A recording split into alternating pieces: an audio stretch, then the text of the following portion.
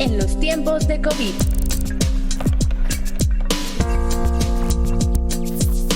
Análisis del momento.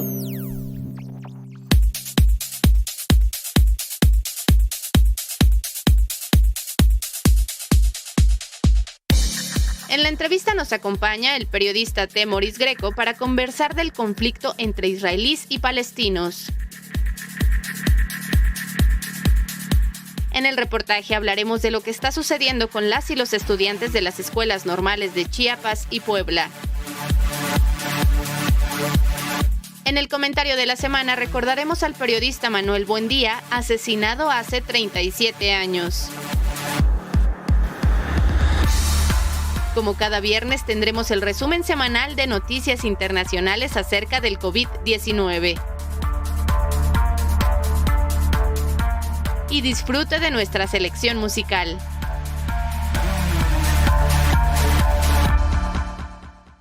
Sean bienvenidas y bienvenidos a este espacio. Mi nombre es Alma Lilia Martínez y a nombre de todo el equipo de producción le invito a que permanezca los próximos 50 minutos. Hoy viernes 4 de junio, hablaremos de los acontecimientos más relevantes ocurridos en México y en el mundo a lo largo de la semana. Iniciemos escuchando la charla con Temoris Greco. Diálogo de la semana.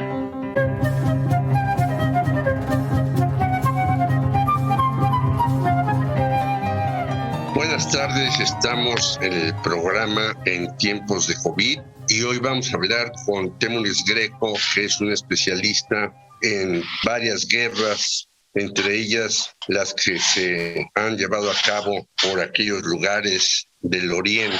Y tenemos ahora, si no una guerra intensa, porque se tranquilizó un poco, de todas maneras, una situación muy grave en Palestina e Israel. Según algunos analistas, es tan grave que vi un video que asesinaron alrededor de 70, 80 niños, entre otros palestinos, y además hay ahora hasta una coalición de 8 partidos que ya quieren que se vaya Netanyahu, que tiene 12 años en el poder, que ha sido un primer ministro israelí que siempre ha reprimido a los palestinos. ¿Cómo ves la situación en esa guerra, mi querido Temoris Greco?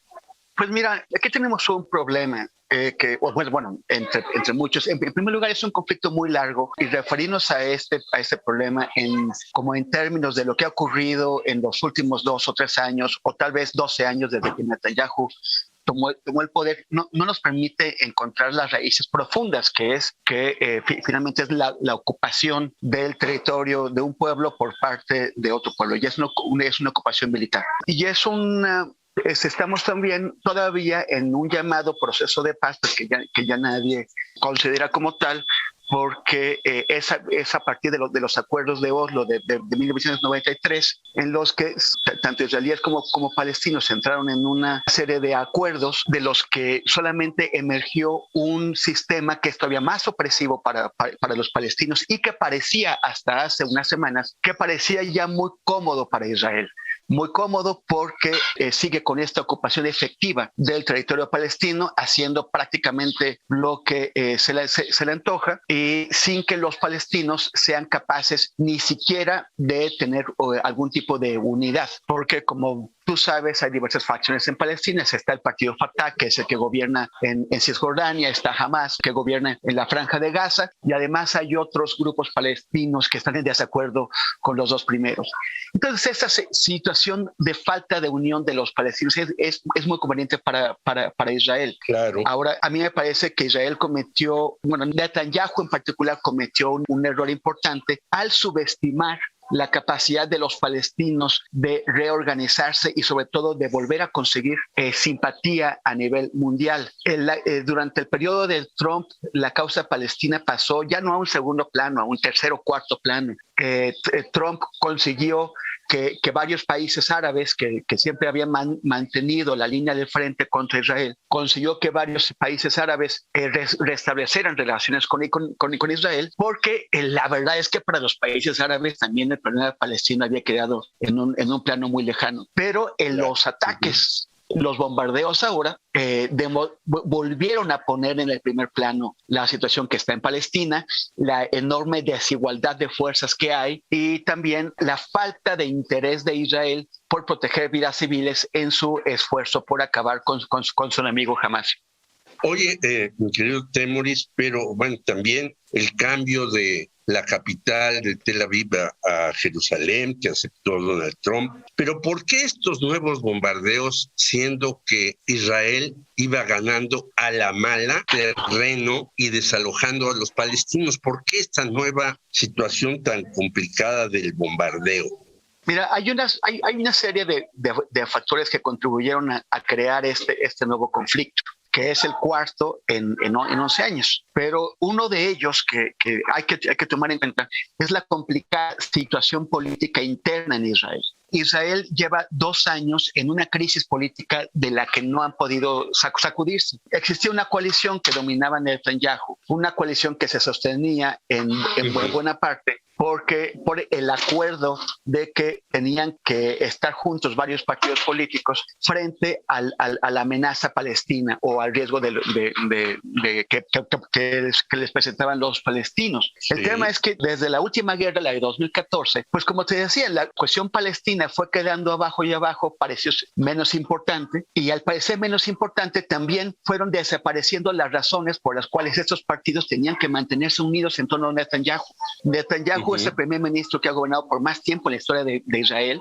12 años en este periodo, pero antes estuvo 3 años. Entonces, el 15 años. Y el 20% de la historia del Estado de Israel, el 20% ha estado marcado con su nombre por Netanyahu. Entonces, otros políticos, que no es que sean mejores o peores, es más o menos la misma calaña, solamente que es una generación de políticos que también quiere tener su oportunidad y que se dio cuenta de que no iban a sacar a Netanyahu por las buenas. Netanyahu trae un proceso ya abierto, ya la Fiscalía General en Israel ya lo está procesando o lo quiere procesar por fraude, por soborno. O sea, y la Fiscalía cuando quiere meter a alguien a la cárcel, sí los mete. O sea, ya va un primer ministro, Ehud Olmert, y un presidente que han pasado por la cárcel porque la Fiscalía los ha llevado ahí. Netanyahu sabe que no se van a detener. Allá sí meten a la cárcel a los exgobernantes. Entonces, él, pero tiene fuero como primer ministro y se va a aferrar a eso con todo. El tema es que esto pasó, el conflicto normal, digamos, cotidiano que hay entre los palestinos y los israelíes, de pronto se elevó, se incrementó en su intensidad con una serie de provocaciones, con la amenaza de despojar a 8 familias palestinas de sus casas en un barrio que se llama Sheikh Jarrah, con ataques contra palestinos adentro del territorio más sagrado para ellos como musulmanes, que es la esplanada de las mezquitas y el templo del domo. La policía militar, la policía militarizada israelí entró a la mezquita y adentro combatió con ellos y arrojó gases lacrimógenos, lo cual fue causó mucha indignación. Claro. Y lo peor es que iban a realizar grupos de judíos extremistas, iban a realizar una marcha en conmemoración de la derrota palestina en 1948, iban a realizar esta marcha por varios palestinos. Es una marcha de provocación y de humillación. Y después de los otros incidentes que habían tenido, los palestinos no querían que se realizara esta marcha. Jamás disparó cohetes. Por primera ocasión en muchos años, disparó cohetes desde Gaza contra Jerusalén. Cohetes que jamás sabía que iban a llegar porque los israelíes han montado, por el escudo que es tremendamente efectivo. Es tremendamente efectivo. Ese escudo es tecnología de super último nivel que puede detectar desde el momento en que un cohete es disparado. El sistema determina su trayectoria y ve si va a ir al desierto, que la mayor parte de esos cohetes se dirigen al desierto porque están muy mal dirigidos, o si es uno de esos poquitos cohetes que van hacia zonas pobladas. Y si van hacia zonas pobladas, los interceptan. Es espectacular, ¿no? Yo que mucha gente vio las imágenes de cómo los interceptan en vuelo. Dispararon cohetes contra Jerusalén y con eso, aunque esos cohetes fueron interceptados, dispararon las alarmas. Y cuando suenan las alarmas, todo el mundo tiene que ir a los refugios. Entonces, de esa forma, desactivaron esa marcha. O sea, porque la gente que iba a marchar, en lugar de ir a la marcha, pues tuvo que ir a sus refugios, a sus casas. Y de esa forma, pues lo impidieron. Pero para Netanyahu fue el motivo, el pretexto que le permitió lanzar unos ataques aéreos, unos bombardeos que jamás respondió con más cohetes, que Israel respondió con más bombardeos y así se hicieron con ese tema. ¿Quién ganó con eso o quién pareció haber ganado? El propio Netanyahu, porque en esta crisis de 2 años en que lo quieren tumbar y no logran tumbarlo, ya van 4 elecciones a las que van, 4 elecciones que arrojan resultados inconcluyentes, que no arrojan coaliciones duraderas. Los líderes de la oposición, una vez que tú estás en guerra, que tu país está en guerra, los líderes de la oposición dijeron hay que apoyar a Netanyahu. Entonces parecía que Netanyahu se había salido con la suya. Y dijeron hay que apoyar a Netanyahu, el enemigo es Hamas, vamos a estar contra Hamas, muy bien. Sí. El tema es que se acaba la guerra y tal vez la guerra se acabó demasiado pronto para las ambiciones de Netanyahu. Yeah. Porque han pasado apenas un par de semanas y los mismos líderes de la oposición que habían dicho apoyemos a Netanyahu por la guerra, ahora dijeron, miren, o sea, yo creo que se dieron cuenta hasta qué nivel está dispuesto Netanyahu a llegar para aferrarse al poder, y los líderes que estaban en desacuerdo, que habían pasado también 2 años intentando tumbarlo, pero sin ponerse de acuerdo ellos, se pusieron de acuerdo y ahora están impulsando un gobierno de coalición muy raro, en el que va desde la extrema derecha que antes se apoyó a Netanyahu, pasando por lo poquito que queda de partidos de izquierda, porque ya son muy pequeños, están muy golpeados, y incluso van a tener el apoyo externo de uno de los 2 partidos, de las 2 listas de árabes israelíes que hay ahí. Entonces es una coalición que quién sabe cuánto se va a sostener, se ve muy frágil. Tú necesitas 61 diputados y van a tener exactamente 61 diputados, ni uno más. Con que uno de ellos haga berrinche o eso, pum, se cae la coalición. Así, por lo pronto van a tumbar a Netanyahu, parece. Ojalá, porque parece que es un criminal absoluto y total. Pero también te quisiéramos preguntar, porque sabemos que Israel es de los principales países que exporta armas, y algunos han dicho que esas armas llegan a México y que hay por ahí un nombre de un señor Camil, que es el que trae armas israelíes hacia México para venderlas al ejército. ¿Tienes tú algunas informaciones al respecto, mi querido Temoris Greco?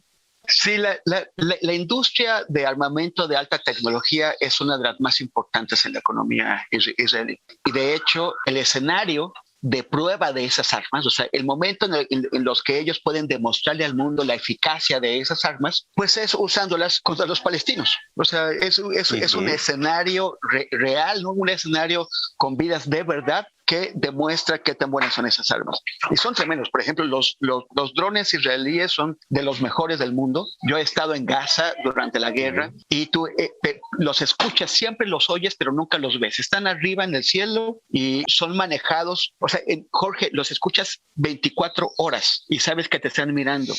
Pero ¿quién los maneja? Pero o sea, como no son tripulados, no los ves. Pero en un instante bajan, o sea, no me tocó verlos en el momento de disparar, pero sí vi las consecuencias. Por ejemplo, cuando asesinaron a un activista que no era de Hamas, pero tenían que cumplir con varios objetivos, y ese dron de pronto bajó hacia la ventana del departamento del activista y disparó un cohete que no permitió, o sea, no dio chance a que nadie sobreviviera en ese departamento. Entré, vi la sangre, vi los destrozos, fue tremendo.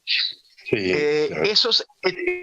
El laboratorio de pruebas son los propios palestinos. Lo estamos viendo en Colombia, esta máquina con la que están llenando la policía colombiana, llenando las calles de gases lacrimógenos en un instante. La primera vez que la vi empleada fue en Israel, en Palestina, en territorios palestinos, y contra jóvenes palestinos que se estaban rebelando. El tema es que sí, muchos en México es muy popular el tema israelí, no solamente en la compra de armas, sino también en la compra, en la renta de servicios de expertos en entrenamiento.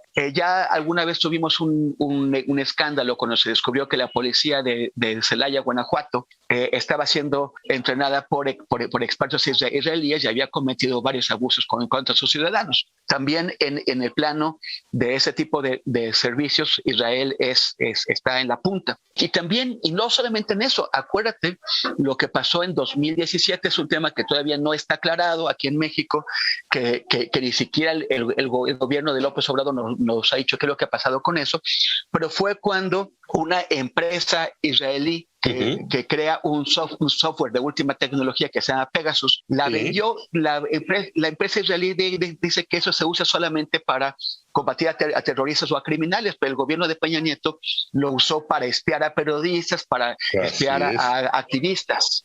Y ese software está siendo empleado, por ejemplo, el gobierno de Arabia Saudí lo empleó para espiar al periodista Jamal Khashoggi, que fue famoso porque lo engañaron para llevarlo a un consulado saudí en Turquía.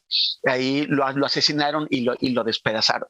O sea, no hay. Las empresas israelíes pretenden tener algún tipo de ética al momento de vender sus argumentos, pero en realidad yo creo que ningún fabricante de ningún tipo de armamentos en el mundo tiene ningún tipo de ética, si no estarían fabricando armamentos. Y ellos se la venden a cualquiera. Se la pueden vender al gobierno mexicano, se la pueden vender a privados, se la pueden vender a gobiernos estatales o municipales. Temuris Greco, tenemos 2 minutos. Dinos qué piensas, porque la embajada israelí en México protestó porque nuestro gobierno pues un poco censuró esta guerra, y al gobierno israelí, aunque no lo hizo abierta y definitivamente, sí causó molestias entre esa nación. ¿Qué piensas de lo que hizo el gobierno de López Obrador al respecto? Tenemos poco tiempo, pero queremos tu opinión. López Obrador actuó como lo han hecho los gobiernos mexicanos con el tema palestino siempre. O sea, siempre México ha votado a favor del cumplimiento de resoluciones de la ONU que piden la desocupación de los territorios palestinos, y siempre México ha votado porque se investiguen los crímenes de guerra que se han cometido en estos conflictos. Crímenes que fueron cometidos por Israel, pero también por Hamás. Y México o sea, el gobierno de López Obrador ha sido congruente con una postura tradicional de México. Lo sorprendente es la protesta israelí, que fue dirigida contra México y contra otros países de América Latina que tuvieron una posición parecida. Pero pues es un acto de cinismo total. O sea, se enojan porque se pide una investigación sobre crímenes y no tienen nada que esconder, pues que no se pongan a la investigación. Y además se enojan después de que ellos le hicieron una chicanada al gobierno mexicano a través de Andrés Ruemer. Andrés Ruemer, como tú sabes, es mexicano, supuestamente intelectual, que está acusado en México por 63 mujeres por violaciones y otros abusos sexuales, que se escapó a Israel, pero no solamente se escapó a Israel, sino que siendo embajador de México, representante de México ante la UNESCO, votó en contra de lo que le pidió el gobierno mexicano, con lo cual cometió una traición a sus responsabilidades fundamentales por representante de su nación. Y en ese momento Israel lo está escondiendo. No lo esconde porque traicionó a México, lo esconde porque está siendo perseguido en México por violación. La revista Time acaba de comparar a Andrés Ruemer con Harvey Weinstein, productor de cine estadounidense, que es el ejemplo de la depredación sexual. Y sin embargo, Israel lo esconde. A mí me parece que antes de que Israel venga a reclamarle a México absolutamente nada, tendría que entregar a Andrés Ruemer y ya después empezamos a hablar. Pues te agradecemos mucho, Temuris Greco. Ya sacamos de un asunto que parece muy lejano y que nosotros no tenemos nada que hacer. Al contrario, vemos que tenemos que hacer no solamente por los niños y por los palestinos que matan, sino en este mundo en donde todo está entreverado, pues también tenemos que ver no solamente por la humanidad, sino por nosotros mismos. Y creo que esta conversación le servirá a muchos que piensan que es un asunto asunto muy lejano y sin importancia, para darnos cuenta cómo México tiene que seguir defendiendo las libertades aquí, allá y acullá. Muchas gracias, Temuris Greco, y estaremos en contacto contigo. Muchísimas gracias, Jorge, por esta oportunidad y un abrazote y el cariño de siempre. Gracias, hasta luego.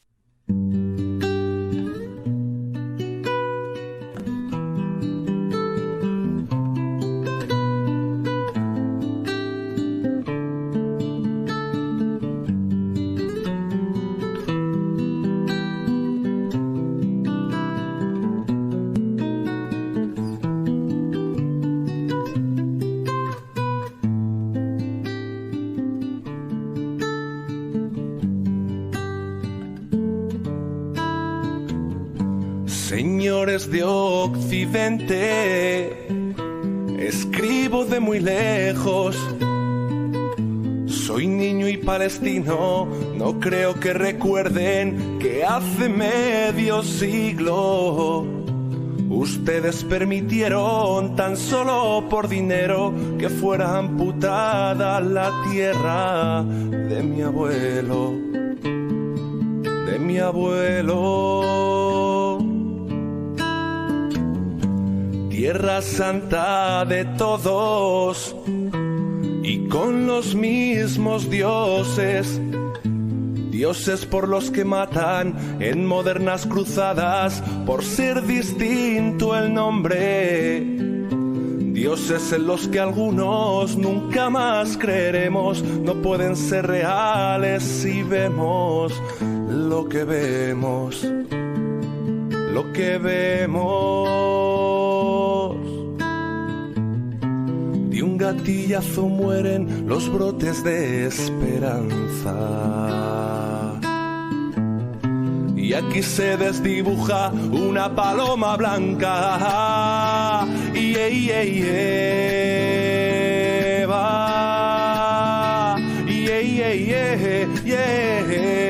Va.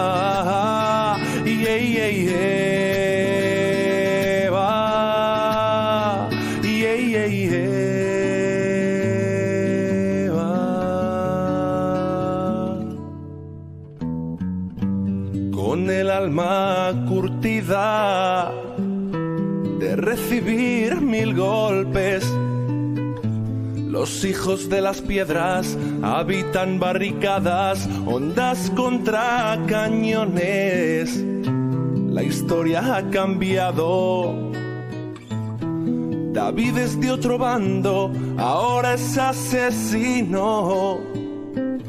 Y nos está apuntando y los niños no se libran cuando silban las balas.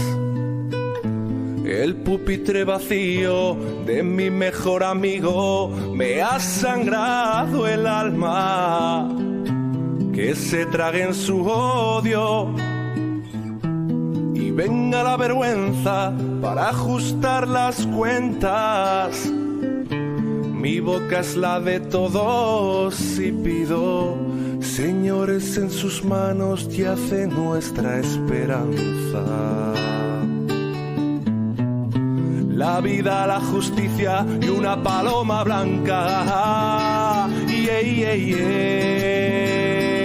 Va.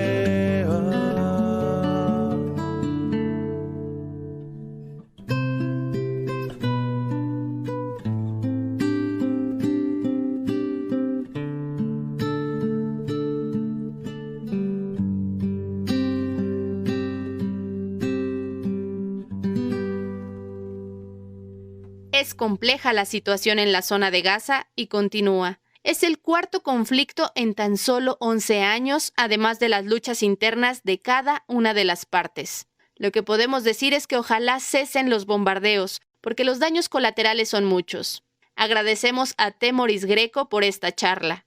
En la música escuchamos Hijos de las Piedras de Marwan Abutaoun Recio, músico, escritor y poeta de origen palestino-español. Él lleva más de 2 décadas componiendo junto a Carlos Salem, Escándar Alguet, Luis Ramiro, Diego Ojeda y Raiden, entre otros artistas. Ahora escuchemos el reportaje de la semana. Adelante. A fondo, con Víctor Bárcenas. Represión a normalistas.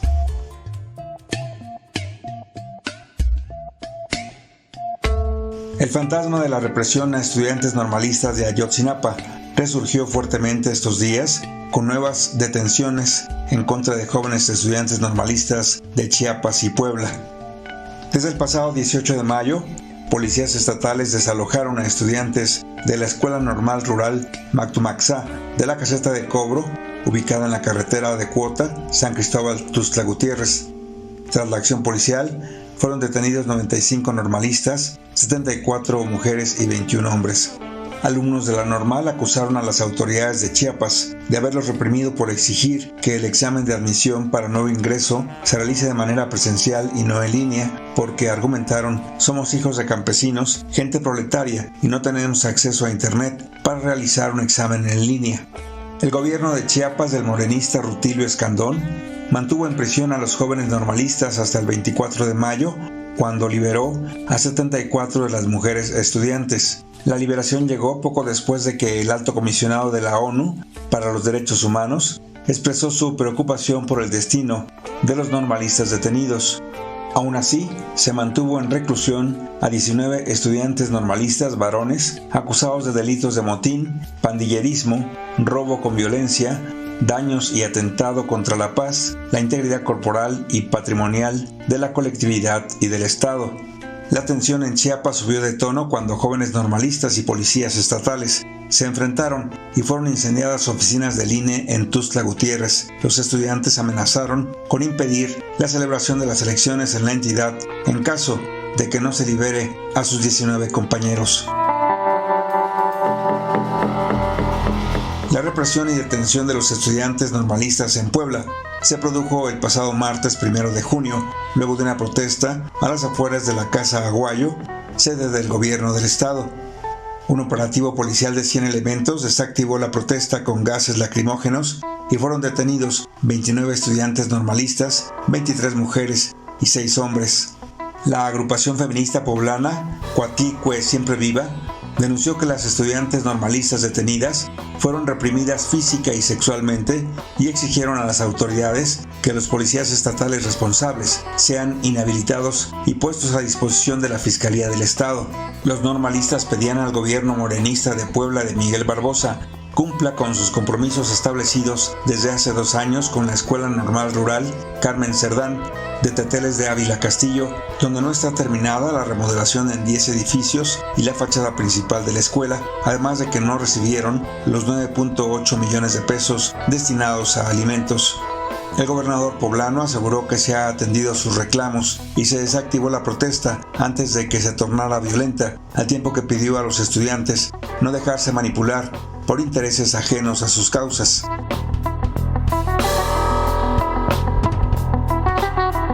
El presidente Andrés Manuel López Obrador reconoció que fue un error haber exigido a los aspirantes a la Normal Rural de Chiapas realizar su examen de admisión en línea, sin tomar en cuenta la falta de infraestructura que imposibilita la conexión a Internet en municipios alejados de la ciudad. No obstante, señaló que existen intereses ajenos a los jóvenes normalistas que buscan agudizar el conflicto. No hay problemas de fondo. Creo que fue una situación muy especial en el caso de Chiapas y hay grupos que no están vinculados a las normales rurales, sino que pertenecen a otras organizaciones, pero no son los jóvenes y además son naturalmente rebeldes, como hemos sido todos, pero sí hay gente interesada. Y no vamos nosotros como gobierno nunca a a reprimir al pueblo y no vamos a reprimir a los jóvenes. Por su parte, la Coordinadora Nacional de Trabajadores de la Educación, la CENTE, y los normalistas de Ayotzinapa realizaron protestas ante la sede de la Fiscalía General de la República en la Ciudad de México y efectuaron una marcha del Ángel de la Independencia hacia el Zócalo capitalino en demanda de que cese la represión de las autoridades estatales de Chiapas y Puebla en contra de los estudiantes normalistas.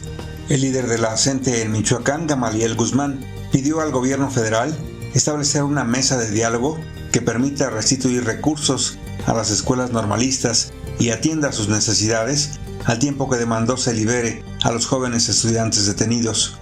En la realidad observamos señales diferentes, una disminución al presupuesto para las normales públicas del país de casi un 60% con respecto al año anterior. Eso no es fortalecer el normalismo. En el estado de Michoacán se emite una convocatoria para ingreso a las normales con una disminución importante en el número de matrículas. Eso no es fortalecer al normalismo. En Chiapas, ante una demanda justa de aplicación de un examen en la modalidad presencial, se reprime como respuesta. Eso no es fortalecer el normalismo. Por eso decimos, hoy todas las demandas que venimos planteando tienen que ser resueltas. En los resolutivos del Encuentro Nacional de Escuelas Normales, celebrado en la Ciudad de México, se pidió detener todos los actos de represión contra los normalistas y dejar de simular que se apoya a la educación normal. También se exigió al gobierno federal otorgar mayor presupuesto, incremento de matrículas en escuelas normales y publicación en tiempo y forma de las convocatorias de ingreso, así como garantizar la contratación de sus egresados. En dicho encuentro, Luis Hernández Navarro, especialista en temas educativos, expuso que pese al discurso de la Cuarta Transformación de apoyo y compromiso con la educación y las escuelas normales, en los hechos existe un recorte presupuestal de 85% al bajar en tan solo un año de 700 a 170 millones de pesos sus recursos.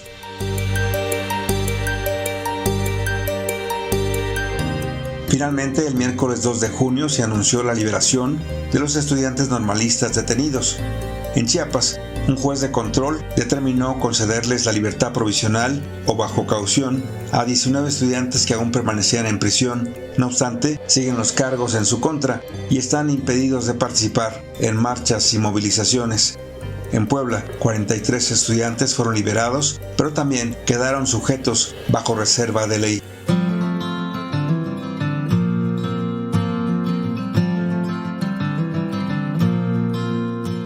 Que salga tu luna, que salga tu sol, que salgan las nubes, que salga el amor, que salga un cometa, que brote un volcán, que se abra una grieta, que salga la verdad, que salgan los presos políticos, libertad.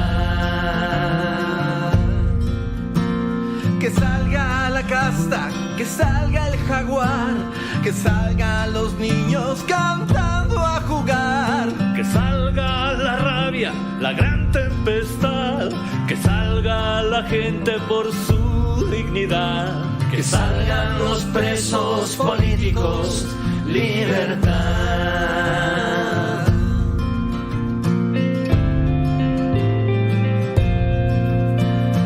Presos políticos, libertad.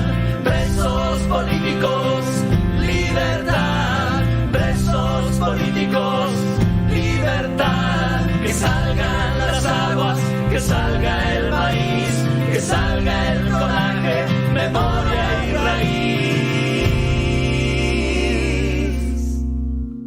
Que salgan las flores, que salgan las aves, que salgan los duendes, brujas, chamanes, que salgan los viejos, los padres, las madres, que salgan aquellos que ahora no están, que salgan los presos políticos, libertad, libertad, libertad, libertad,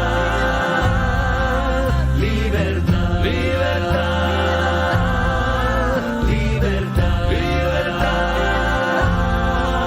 libertad. estemos pendientes de qué sucede en estas dos escuelas normales rurales, porque la falta de presupuesto siempre agudiza los problemas. En la música escuchamos a Botellita de Jerez interpretar Presos Políticos, Libertad, de Armando Vega Gil, Señor González, Santiago Ojeda y Francisco Barrios el Mastuerzo. Está usted sintonizando en los tiempos del COVID Análisis del Momento a través de las frecuencias de FM en el 96.5, por la frecuencia del 1060 de AM, y también nos puede escuchar en las redes sociales de Radio Educación, Facebook, Twitter y YouTube. Le invitamos también a que se comunique con nosotros enviándonos un mensaje de WhatsApp al número 5512-332915. Y está listo el comentario de Jorge Meléndez. Escuchemos.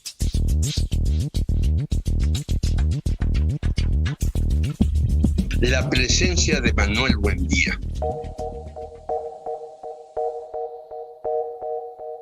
El domingo 30 de mayo se cumplieron 37 años del asesinato del gran periodista Manuel Buendía Tellez Girón.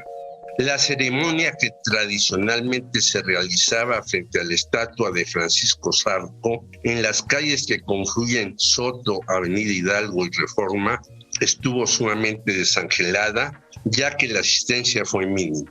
Y además, como es usual ya en toda la Ciudad de México, las palabras que se inscribieron en la base de Zarco, obra de otro gran maestro, Miguel Ángel Granados Chapa, están grafiteadas. Lo segundo tiene importancia porque en el monumento se labraron primeramente unas frases horribles de Gustavo Díaz Ordaz, quien mandó construir la efigie.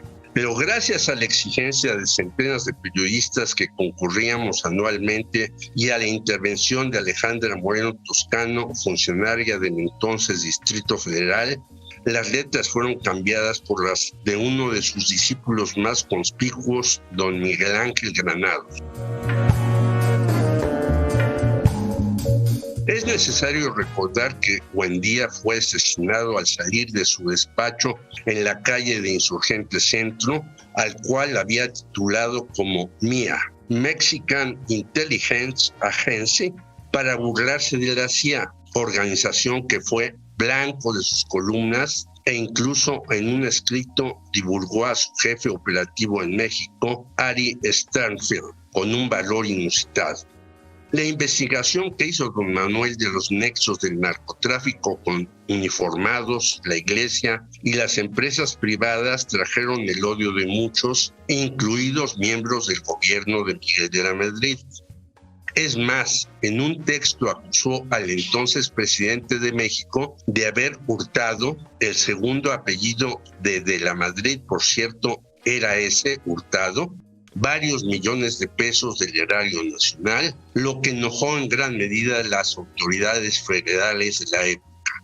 Sus allegados a Buendía decían que seguía la pista de una operación que se fraguó en Estados Unidos para traer de Irán narcóticos al puerto de Veracruz y enviar a cambio armas a Nicaragua, donde los grupos que combatieron a los revolucionarios las necesitaban con el objeto de intentar derrocar a los sandinistas. La operación llamada Irán-Contras la encabezó Oliver North, un militar estadounidense que estuvo en la cárcel por esas acciones y ahora curiosamente preside la Asociación Nacional del Rifle, que apoya a congresistas de derecha tanto del Partido Republicano como del Demócrata.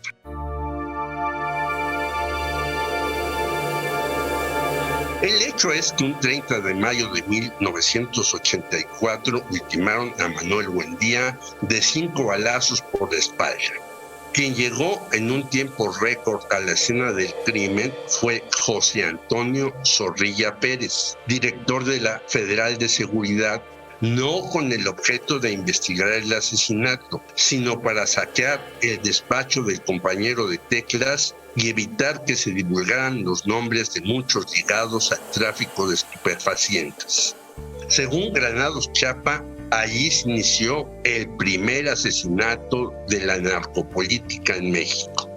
A 2 días del homicidio de Buendía, ultimaron a Javier Juárez Vázquez en Coatzacoalcos, Veracruz, pues se decía que Juárez Vázquez, pasaba información precisa al autor de la muy leída columna Red Privada. Luego de 23 años en prisión, Zorrilla Pérez salió del reclusorio sur y hoy goza de sus propiedades y libertad en Hidalgo.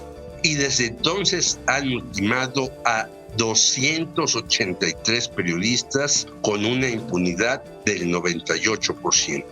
Afortunadamente, el lunes 7, en la Facultad de Ciencias Políticas y Sociales de la UNAM, a las 17 horas, se realizará un homenaje por redes en el cual hablarán acerca de estos y otros acontecimientos José Reveles, pionero de la investigación periodista, Temuris Greco, quien ha cubierto guerras en muchos países, Alejandro Olmos, alumno de Manuel Buendía, y el periodista Jorge Meléndez Preciado.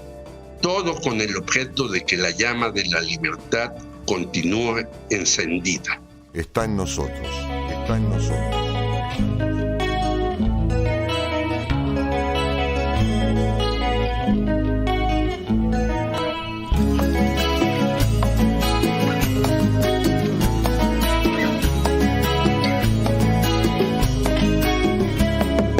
Somos musiqueros porque así lo dicta el sol.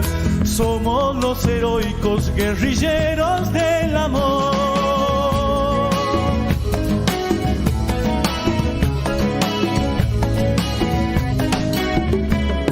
Somos los suicidas buscadores de la mar. Somos los amantes trasnochados de la paz.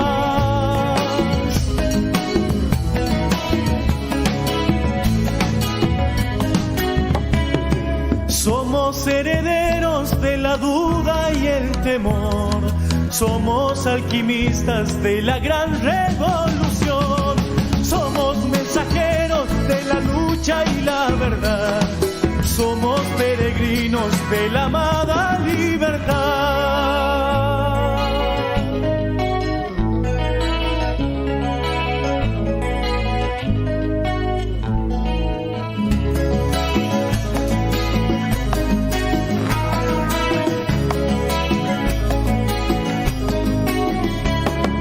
Somos los adictos ciudadanos de papel. Somos la esperanza dibujada en la pared.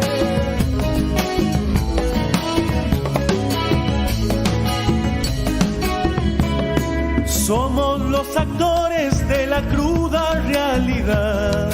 Somos partidarios de la humana dignidad.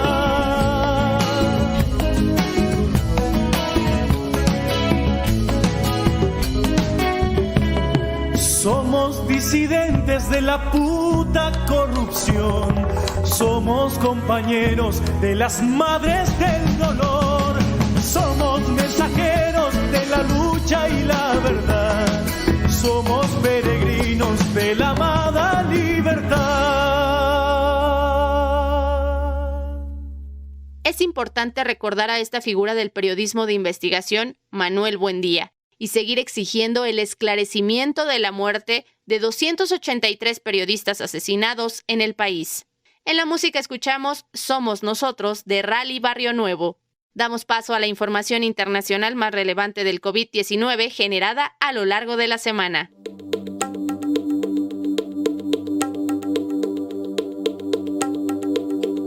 Semáforo informativo.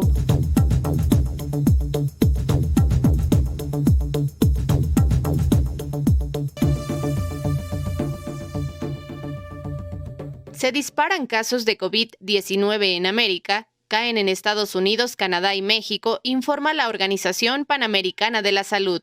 Si bien Estados Unidos, Canadá y México están reportando disminuciones en general de casos y muertes por coronavirus, las infecciones nuevas se están incrementando en el resto de América, dijo la directora de la OPS, Caris Etienne. Colombia está registrando la mayor tasa de infecciones en Sudamérica, donde los nuevos casos se han triplicado en algunas regiones, y Brasil está sufriendo un aumento en nuevas infecciones y hospitalizaciones. No obstante, sin un liderazgo eficiente, las naciones de Latinoamérica están ofreciendo una respuesta débil a la enfermedad. Lamentablemente, en toda nuestra región hemos visto información errónea sobre el COVID-19 sembrando dudas sobre medidas de salud probadas, a menudo en el contexto de disputas políticas, dijo Etienne en una rueda de prensa virtual. Al avivar una controversia donde no la hay, nuestros líderes están enviando mensajes contradictorios al público y obstaculizando la adopción de medidas efectivas para controlar el virus, destacó. La mayor preocupación ahora en Latinoamérica es Haití, donde a pesar del fuerte aumento de casos, hospitalizaciones y muertes, la población ignora en gran medida los protocolos de salud pública necesarios para detener la transmisión, dijo Etienne. La jefa de la agencia regional dijo que es alentador que el gobierno haitiano haya aceptado la vacuna AstraZeneca y que las dosis llegarán pronto a través del programa COVAX que lidera la Organización Mundial de la Salud. América Latina y el Caribe tienen la cifra más alta de muertes por COVID-19 en proporción a su población, con al menos 33.289.000 infecciones reportadas y 1.043.000 muertes informadas según un recuento de Reuters. Brasil lidera la región con mayor cantidad de casos nuevos y muertes y un promedio de 7 días de 1.881 muertes cada 24 horas. Argentina y Colombia le siguen en infecciones y fallecimientos.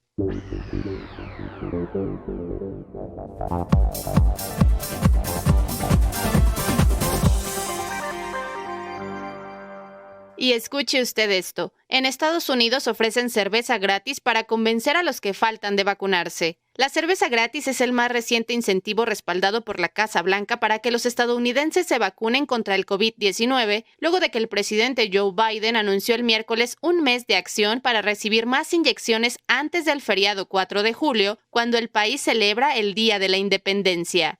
Hablando desde la Casa Blanca, Biden actualizó a la nación sobre la campaña de salud y sus planes de vacunar parcialmente al 70% de los adultos para el 4 de julio, algo esencial para su objetivo de devolver a la nación a un sentido de normalidad este verano. El último incentivo proporcionado por la empresa cervecera Anheuser-Busch se une a otros obsequios como dinero en efectivo, boletos deportivos o vacaciones pagadas para mantener el ritmo de los estadounidenses que reciben vacunas contra el coronavirus. La Casa Blanca dijo que el mes de acción que planea Biden continuará utilizando asociaciones del sector público y privado para alentar a los estadounidenses a vacunarse, atrayendo a empresas, influencers de redes sociales, universidades, celebridades y organizaciones comunitarias para ayudar a difundir los beneficios de vacunarse.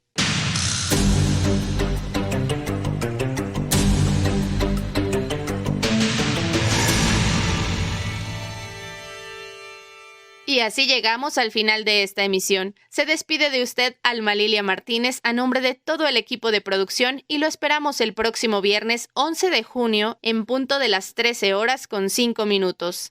El domingo el país vivirá un momento muy importante con la elección. Salgamos a ejercer nuestro derecho. Y algo más, es muy importante hacer el esfuerzo por seguir manteniéndonos en casa de ser posible. Y si sale, observe todas las medidas de higiene y de sana distancia. Hágalo por usted, por todas y todos. Que tenga una muy buena tarde. Hasta la próxima. Esto fue En los tiempos de COVID. Análisis del momento. Participamos en este programa Luis Felipe Oropesa, Alma Lilia Martínez, Heréndira Salazar, Víctor Bárcenas, Jorge Meléndez Preciado y Laura Elena Padrón.